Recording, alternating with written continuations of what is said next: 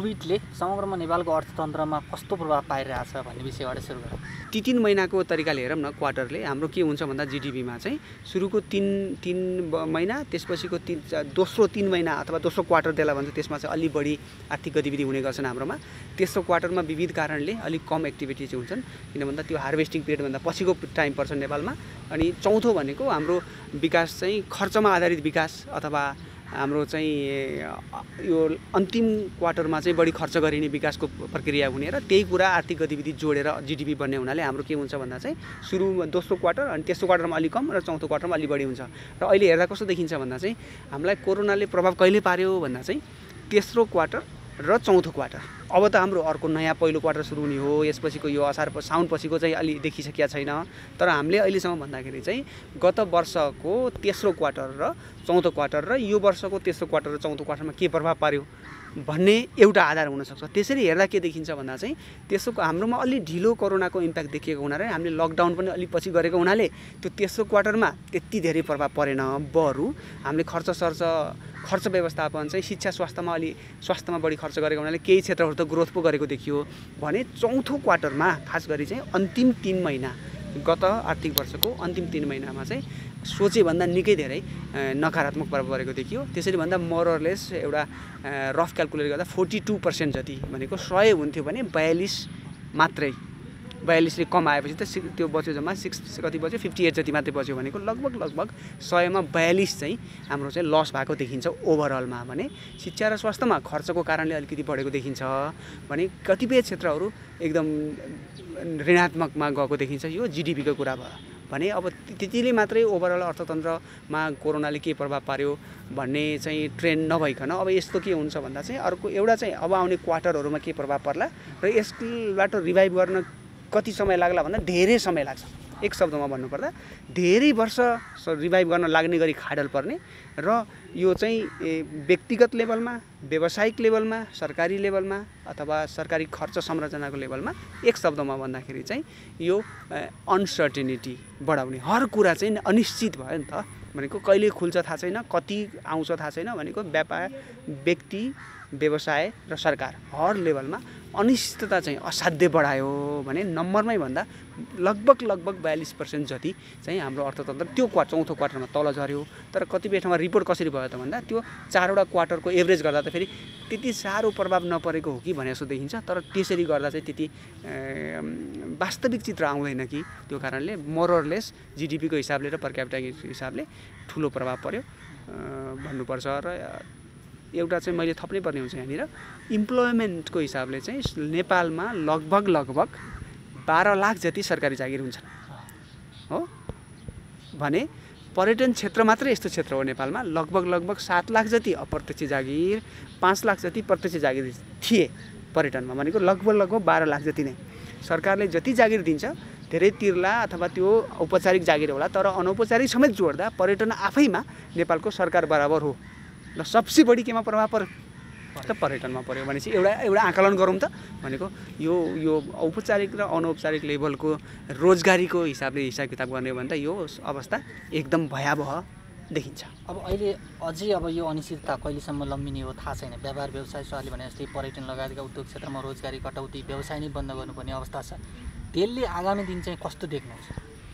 अब दुईटा इतिहासको पाठ हामीले हेर्नुपर्ने हुन्छ यसको लागि। एउटा चाहिँ 100 वर्ष अगाडिको स्पेनिस फ्लूको जुन 2 वर्ष लम्बिया थियो, दोस्रो राउन्ड आएर झन् बढी डिभास्टेसन गरेको थियो, झन् धेरै नकारात्मक प्रभाव पारेको थियो, त्यो एउटा अनि त्यसपछि रिभाइभ कसरी गरेको थियो अर्थतन्त्रले, एउटा त्यो हेर्नुपर्ने हुन्छ।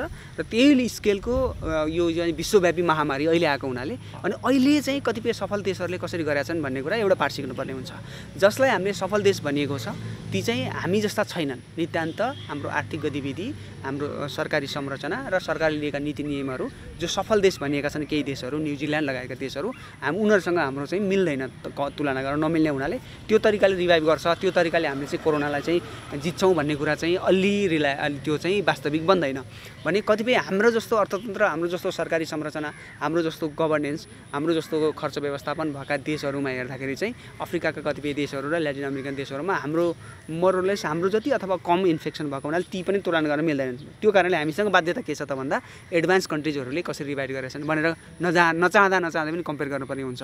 जसले चाहिँ पहिलो राउन्डको कोरोनासँग सफल तरिकाले फाइट गरेका छन् ती देशहरूको हेर्दाखेरि हाम्रोमा यदि इन्फेक्सन अब मोरलेस 5 लाखदेखि 6 लाख लेभलको इन्फेक्सन पुग्यो भने मैले किन भनिरहेको छु भन्दा चाहिँ जो एउटा चाहिँ हामीले एउटा अध्ययन गरेका थियौँ यो साइन्सतिरको साथीहरूसँग मिलेर त्यसमा चाहिँ हामीले सर्टेन सिनारियो हेर्दाखेरि कमसेकम हाम्रो 5 देखि 6 लाखसम्म इन्फेक्सन पुग्छ भन्ने देखाउँछ एउटा वर्स्ट केस सिनारियोमा, त्यहाँभन्दा माथि नहोला। एउटा वर्स्ट केस सिनारियोमा चाहिँ 5 देखि 6 लाखसम्म पनि इन्फेक्सन हुनसक्छ भन्ने देखिन्छ। त्यो भयो भने 5 देखि 6 लाख लेभलको इन्फेक्सन भयो भने हामीसँग राम्रो लेभलको हस्पिटलहरू तयारी अरू हेर्दाखेरि चाहिँ एकदम कमजोर स्थितिमा भएको हुनाले स्थिति त्यो ती देशहरूमा भन्दा हामीलाई भयावह स्थिति आउन सक्छ।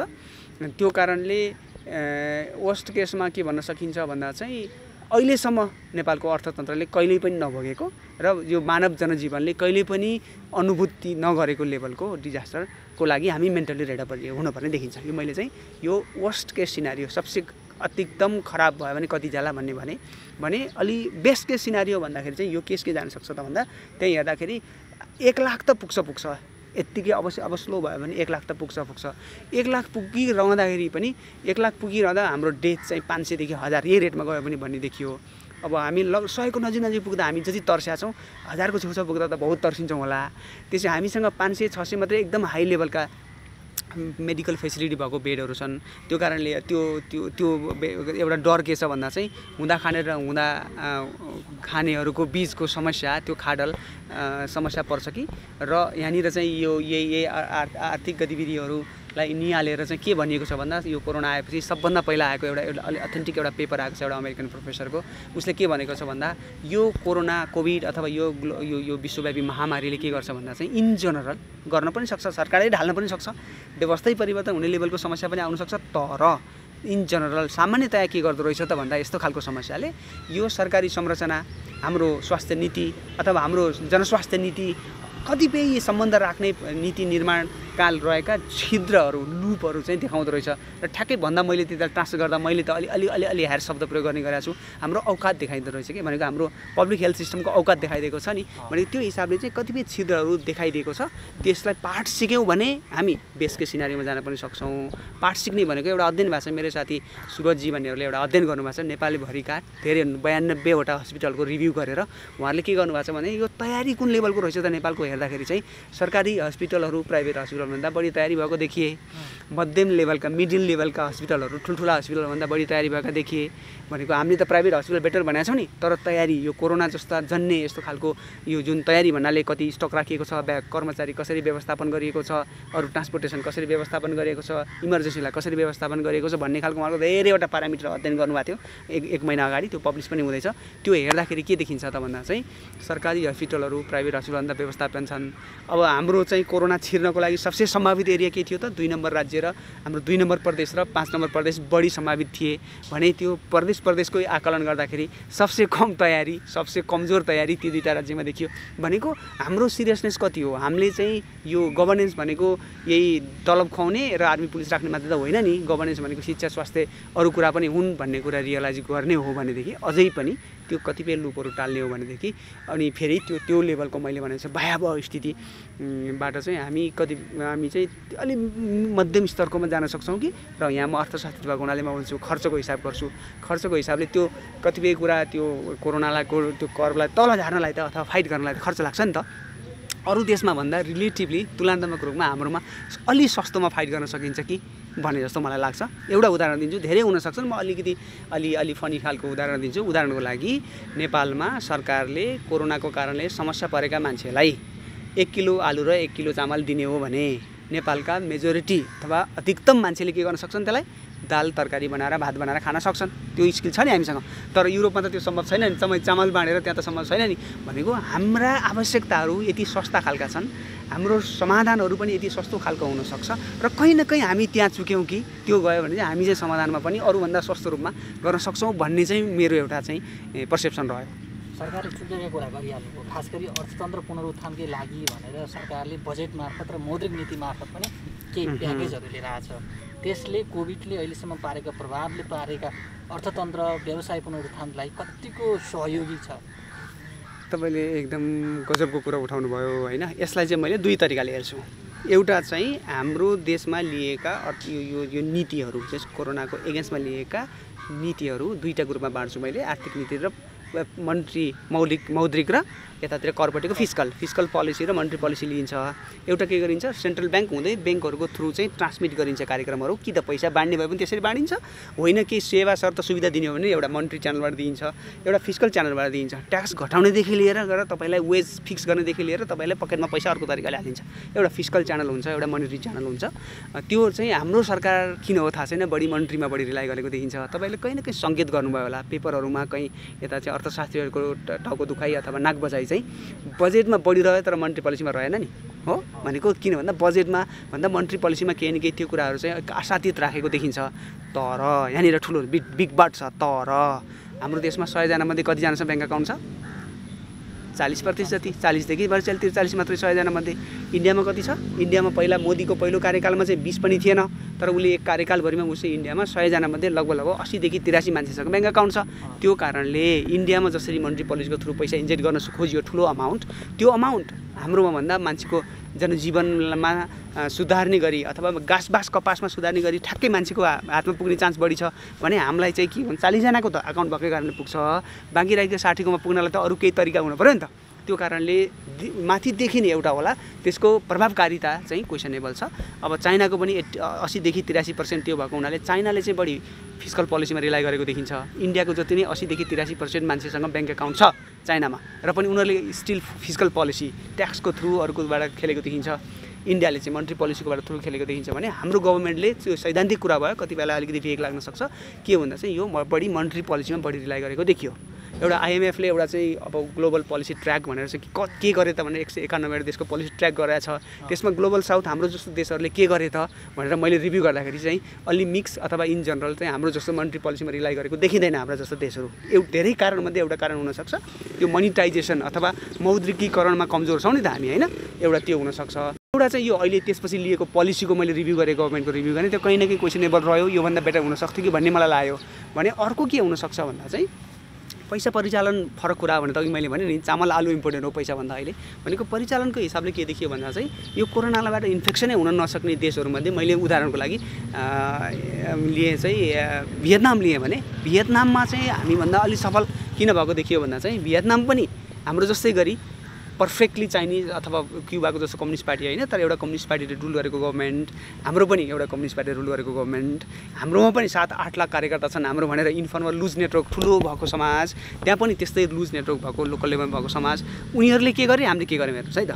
उनीहरूले के गरे भन्दा चाहिँ त्यो वडा लेभलको जुन च्यानल छ, अफिसियल च्यानल, औपचारिक च्यानल र अनौपचारिक च्यानल दुइटै प्रयोग गरेर उनीहरूले त्यो कोरोना ट्रेसिङ गर्ने हिसाबले को विदेशबाट आयो, को विदेशबाट आएन, कसको घरमा बिरामी छ, कसको घरमा बिरामी छैन, कसलाई चाहिँ क्वारेन्टाइनमा राख्नुपर्ने हो, कसको घर ठुलो छ आफ्नै घरमा क्वारेन्टाइन गर्न सकिन्छ, कसको घर झुप्डी छ त्यसको लागि व्यवस्था चाहिन्छ भनेर त्यो एकदम स्थानीय स्तरको आवश्यकता पहिचान गरेर समस्या समाधान चाहिँ त्यो लोकल च्यानल र फर्मल र इन्फर्मल औपचारिक र अनौपचारिक च्यानल युज गरेको कारणले धेरै एउटा मेजर कारणले सफल भए। भने हाम्रोमा पनि के हो त भन्दा हामी विगत 15-20 वर्षदेखि हामीले के भन्यौँ भन्दा चाहिँ अब यो मल्टिपार्टी डेमोक्रेसी त लोकल लेभलमा गजबले इन्जोय गरेका थियौँ नि हामीले, भनेको सर्वदलीय संयन्त्र थियो त्यहाँ। अनि हामीले कस्तो बेलामा पऱ्यौँ हामी भन्दा चाहिँ पोलिटिकल पार्टिजहरू असाध्यै अर्गनाइज छौँ हामी, नेपाली आफैमा पोजिटिभली कम्युनल सकारात्मक तरिकाले हामी एकदम सामूहिकतावादी मान्छे छौँ हामी चाहिँ। त्यो कारणले हामीमा स्ट्रेन्थ छ, त्यसलाई सोसल क्यापिटल भन्यो विषयवस्तुले होइन।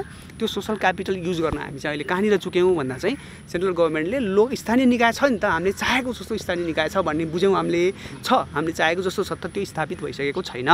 एउटा गाउँ यदि तपाईँहरू कहीँ गाउँमा हुनुहुन्छ भने आइडियावाला होइन, म एउटा गाउँमा हुर्केको मान्छे हुँ, मलाई के आइडिया छ भन्दा पोखराको 33 नम्बर वार्ड हो मेरो। त्यो 33 नम्बर वार्ड पहिला एउटा गाविस थियो, त्यो गाविसमा प्रत्येक अरू 9वटा वार्ड थिए, 9 पनि 45 जना स्थानीय लेभलका निर्वाचित हुन्थे, उपाध्यक्ष अध्यक्ष गरेर चाहिँ 47 जना हुन्थे, कर्मचारीले 5 जना जोड्यो भने 50 जना हुन्थे। भने 2-3 पार्टीका जित्न खोजेर हारेका मान्छे लोकल लेभलमा एकदम वाचडगको रूपमा अरू 50-60 मान्छे हुन्थे। भनेको त्यही पपुलेसनलाई त्यही जियोग्राफीलाई पहिला त मैले 100 जना जति मान्छेले रुल गरेको हुन्थ्यो, 50 जना जतिले प्रत्यक्ष, 50-60-100 जना जतिले अप्रत्यक्ष, भनेको त्यो मिलाएर एउटा चाहिँ सोसल नेटवर्क बनाएको हुन्थ्यो, त्यहाँ चाहिँ एउटा रुल गरिन्थ्यो, वाचडगको पनि इम्पोर्टेन्ट थियो। भने अहिले हामीले ल्याएको संहिताले कस्तो ल्यायो भन्दा मैले राम्रो बनाएको छैन, तर हाम्रो कस्तो भुतले भात खाने बेला पऱ्यो भन्दा चाहिँ हाम्रो चाहिँ के गरेको छ भन्दा त्यही जनसङ्ख्या त्यही जियोग्राफीलाई कतिले रुल गर्छ त अहिले 4 जनाले रुल गर्छौँ। हारेका कति छन् 8-10 जना छन् भनेको पहिला हाम्रो बारेमा दुःख सुख हेर्ने मान्छे नेता 100 जना जति हुन्थ्यो भने अहिले 10 जना छन्। पपुलेसनलाई डिभाइड गर्नुस् त भनेको हाम्रो रिप्रेजेन्टेसन अलिकति एक स्टेपबाट यता आएको बेला मैले के भन्ने गरेको छु भन्दा चाहिँ हामीले गाउँ-गाउँमा सिंहदरबार त भन्यौ नि त, तर गाउँ-गाउँमा घर-घरमा सिंहदरबार त लगेकै हो। तर कस्तो थियो भन्दा चाहिँ त्यो घरको सिंहदरबार तानेर तगरोमा ल्याछौँ हामीले अथवा चौतारीमा ल्याछौँ, तर सिंहदरबार कहाँ छ? चौतारीमा छ, घरमा छिर्न भएको थिएन कि। यसरी भन्ने हो भने हामीले कहाँनिर चुक्यौँ त भन्दा स्थानीय निकायको गभर्मेन्टको लिडरसिपमा जुन पहिलाको सर्वदलीय संयन्त्र हामीले चुनाव जितेको छौँ, हाम्रो पार्टी छ, हाम्रो सङ्गठन छ, हाम्रो मिलेका पार्टी, ठुला पार्टी, साना पार्टी भन्ने जुन हाम्रो एक प्रकारको आकलन रह्यो नि केन्द्रमा, हो त्यहाँनिर हामी चुक्यौँ कि हामी चाहिँ पैसा नभएको कारणले, इन्फर्मेसन नभएको कारणले, पुलिस नपुगेर, डक्टर पुगेर, नर्स नपुगेर भन्ने कुरा अहिले हो, अब देखिन्छ त्यो चाहिँ। तर सुरुमै रोक्नलाई हामी कहाँ चुक्यौँ भन्दा चाहिँ औपचारिक रूपमा भएकोलाई पनि लोकल लेभल परिचालन गर्न चुक्यौँ हामी, र अनौपचारिक लेभलमा पनि हाम्रो समाज यस्तो छ, यति ठुलो सोसल क्यापिटल छ, सामाजिक पुँजी छ, त्यो सामाजिक पुँजी परिचालन गर्न चाहिँ भियतनामको जसो गरी हामी चुक्यौँ। त्यो गरेको भएदेखि यो लेभलको इन्फेक्सन अथवा यो लोकल लेभलको कहाँनिर समस्या हो भन्ने कुरा चाहिँ आइडेन्टिफाई गर्न सजिलो, र यो चाहिँ प्लास्टिकका यताउता क्वारेन्टिन होइन, कुनै ठाउँमा क्वारेन्टिन नै नचाहिने पनि सक्थ्यो। मेरो जस्तो पोखराको पेरिफेरी भएको ठाउँमा मान्छे अलिकति त्यस्तो जागरुक हुन्छन् काठे मान्छेहरू, त्यहाँनिर चाहिँ को मान्छेको घर 2टा कोठा छ, त्यो कारण एउटा कोठा लक गरेर बस्न सक्छ, को मान्छे घर छैन भन्ने कुरा त सबभन्दा बढी कसले रहन्छ? लोकल लेभलको स्थानीय संरचनाले थाहा पाएको हुन्छ। हो त्यहाँनिर हाम्रो सोसल पुँजी हामी चुक्यौँ त्यहाँनिर, त्यो त गइ नै गयो। अझै पनि जुन अहिलेको जिल्ला अहिलेको ट्रान्सपोर्टेसनको कुराहरू रोक्ने अथवा दोस्रो स्टेजको लकडाउनमा आइपुगेका छौँ, अझै पनि केही बिग्रेको छैन।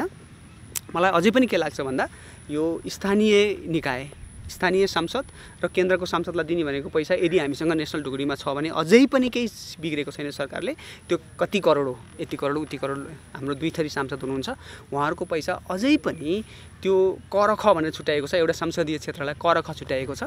त्यो कर ख लेभलमा गएर संसदको यताबाट गएको पैसा पनि कर खमा आदि गरेर स्थानीय लेभलमा अब क्वारेन्टाइन बनाएर मात्रै पुग्दैन रहेछ नि त। क्वारेन्टाइनमा सर्पले टोके, क्वारेन्टाइनमा पानी खान पाएन मान्छे, क्वारेन्टाइन भनेको चाहिँ अ काइन्ड अफ अहिले भइरहेको मोडिफाइड हस्पिटल रहेछ नि त। भनेको तत्कालै हामीले देखाउनको लागि मात्रै होइन कि तत्कालै त्यता एलोकेट गरेर अझै पनि 1-1.5 वर्ष 2 वर्ष रहने देखियो यो भने अझै पनि सरकारले केही बितेको छैन भनेर जस्तो लाग्छ मलाई। एउटा पोलिसी लेभलमा हामीले रङ ओरिएन्टेसन गऱ्यौँ कि भन्ने लाग्छ, र अर्को यतातिर के छ त भन्दा यो अनौपचारिक क्षेत्र हामीले चाहिँ के गर्यौँ त परिचालन गर्न मिस गऱ्यौँ। भनेको अरू के हुनसक्छ त, योभन्दा बेटर के हुनसक्थ्यो भनेर तपाईँहरूले मलाई सोध्नुभयो भने मलाई के लाग्छ भन्दा चाहिँ धनी देशहरू, एडभान्स देशहरूमा गरिएका पोलिसीहरू हामीले धेरै पटक कपी गऱ्यौँ, यसपटक पनि कपी गर्न खोजिरहेको छौँ, नगरौँ न।